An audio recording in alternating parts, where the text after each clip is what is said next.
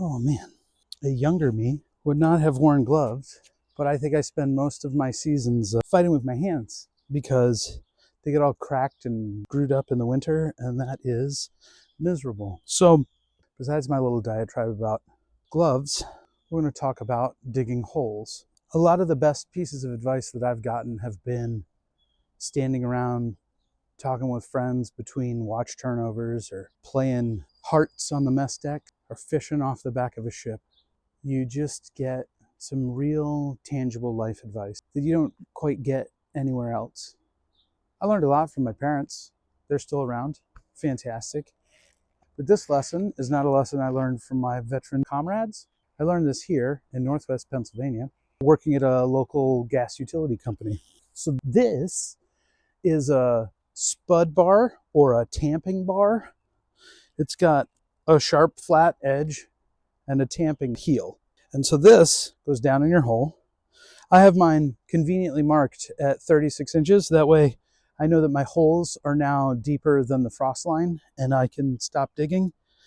But in this case, what you do with your spud bar is you drive it down into the hole and you use it to break up all of the earth down there. And now that that is pretty well stirred up, we come back with what I grew up learning was the only way to dig, a post hole digger. And while this is great at this specific job, it is terrible at doing it by itself. There's too much blade surface area to really do a good job of breaking up the soil at the bottom. So you only come up with these little tiny grafts at the bottom of your hole. But now that I have this combination of tools, I have a really nice, soft, loose pile of dirt at the bottom of this hole that I can very easily reach down, squeeze tight, and pull a substantial amount of earth out of the ground.